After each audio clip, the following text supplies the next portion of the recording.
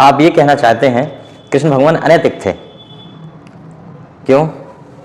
अच्छा, कर्ण को मार दिया था, अर्जुन ने मार दिया था कर्ण को। हाँ वही तो, कृष्ण ने तो किसी को मारा ही नहीं।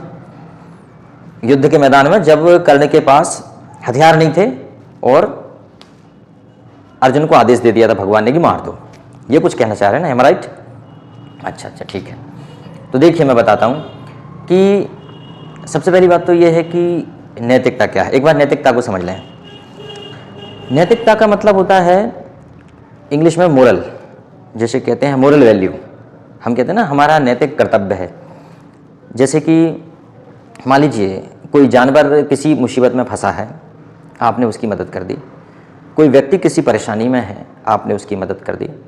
उदाहरण के तौर पर किसी की गाड़ी बीच रास्ते में बंद हो गई, अगर उसको भी आपने धक्का लगा दिया तो ये भी नैतिकता हुई। उसके बाद छोटे बच्चों की केयर करना भी नैतिकता है। बुजुर्गों को रोड पार कराना भी नैतिकता है। समझ में आया?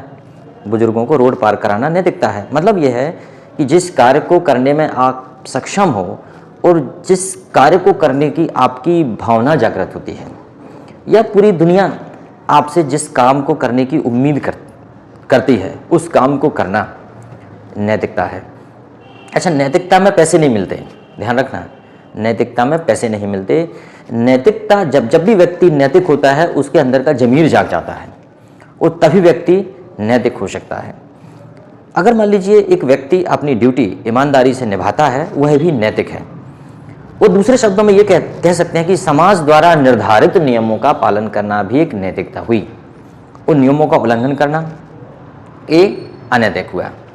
अब जो आप कह रहे थे कि श्री कृष्ण भगवान अनैतिक थे क्योंकि उन्होंने अर्जुन को आदेश दिया था कि कर्ण को मार दो, तो उसके लिए जो श्री कृष्ण भगवान ने उसका एक्सप्लेनेशन किया, जरा उस पर तो गौर कीजिए आप। अब आपने पूरे इन्फॉर्मेशन ली नहीं और आपने सीधा कह दिया। अब कृष्ण के ऊपर तो बहुत सारे सवाल उठते हैं कि कृष्ण भगवान बहुत चतुर चालाक थे, बहुत छल करते थे, वो शाम दाम दंड भेद कैसे भी करके युद्ध को अपने पक्ष में कर लेते थे, उनमें वो कला थी, वो भगवान थे, उन्होंने जो है युद्ध में एक तरफा साथ दिया है पांडवों का, ये दूसरी बात है।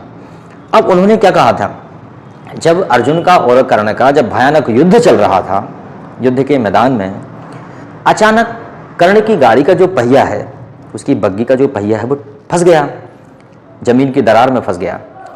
अब उसका रथ आगे नहीं बढ़ सकता था, जबकि हमला करने के लिए कर्ण को आगे आना ही था। अब जब उसका पहिया फंस गया तो कर्ण नीचे उतरा अपनी गाड़ी से और अपनी गाड़ी को खुद ही धक्का लगाने लगा। अब उस वक्त उसके हाथ में हथियार नहीं थे, उसके जो तीर कमान जिनसे वो लड़ रहा था, जो अस्त्र शस्त्र उनके पास होते हैं, वो उसके पास नहीं थे। और उसी दौरान अर्जुन ने भी उस पर अटैक करना बंद कर दिया। लेकिन यहाँ पे श्री कृष्ण ने अर्जुन से कहा कि अर्जुन क्यों रुक गए, इसके ऊपर अटैक कर दो। अर्जुन ने तुरंत कहा भगवान ये तो अनैतिक है, how come it is possible, मैं कैसे इसके ऊपर बाण छोड़ सकता हूँ, ये अनैतिक है। वो देखो निहत्था है, उसके हाथ में कुछ भी नहीं है। तो भगवान श्री कृष्ण ने कहा कि नहीं, मेरी बात मानो और इसके ऊपर अटैक कर दो। अर्जुन अपना धनुष उठा ही पाता, उससे पहले कर्ण वहां से बोल पड़ा, केशव ये तो सरासर अनीति है, ये तो अन्याय है, आप तो सबको न्याय का पाठ पढ़ाने वाले केशव, आप गलती कैसे कर सकते हैं। श्री कृष्ण मेरे हाथ में भी कोई अस्त्र नहीं है, मैं युद्ध की स्थिति में नहीं हूं, आप अर्जुन को आदेश नहीं दे सकते कि वो मेरे ऊपर अटैक करें। इस पर श्री कृष्ण ने कहा अरे नैतिकता का पाठ पढ़ाने वाले कर्ण, तुम्हारी नैतिकता उस वक्त कहाँ गई थी जब भरी सभा में द्रौपदी का चिरहरण हो रहा था, जब द्रौपदी का अपमान हो रहा था।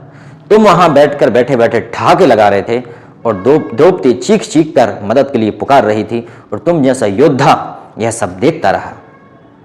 क्या उस वक्त तुम अनैतिक नहीं थे? श्री कृष्ण ने दोबारा फिर से अर्जुन को आदेश दिया, अर्जुन इसको मार देने में कोई अनीति नहीं है, जो व्यक्ति अन्याय और अनीति का साथ देता है वह अनैतिक ही है।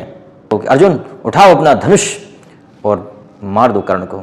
और यह अच्छा मौका था, अर्जुन ने अपना धनुष उठाया और कर्ण का वध कर दिया। यह अनीति का परिणाम था। कहने का मतलब यह है कि जिसने कभी भी नीति का साथ ना दिया हो, वह अगर विपरीत परिस्थितियों में अगर नीति की बात करता है तो उसकी बात को कोई नहीं सुनता, उसकी बात को नहीं सुना जाता। न्याय मांगने का हक उन्हीं को है जो न्याय प्रिय हैं, जो न्याय की बात करते हैं, उनको नहीं जो हमेशा अन्याय के साथ ही रहे और जब उन पर आन पड़ी तो वो न्याय के पीछे भागने लगे। न्याय के लिए चक्कर लगाने लगे, दूसरों से न्याय की दुहाएं देने लगे। तो मुझे पूरा विश्वास है कि आपको समझ में आ गया होगा कि कृष्ण यहाँ पर अनैतिक नहीं थे, कृष्ण हमेशा नैतिक ही होते हैं।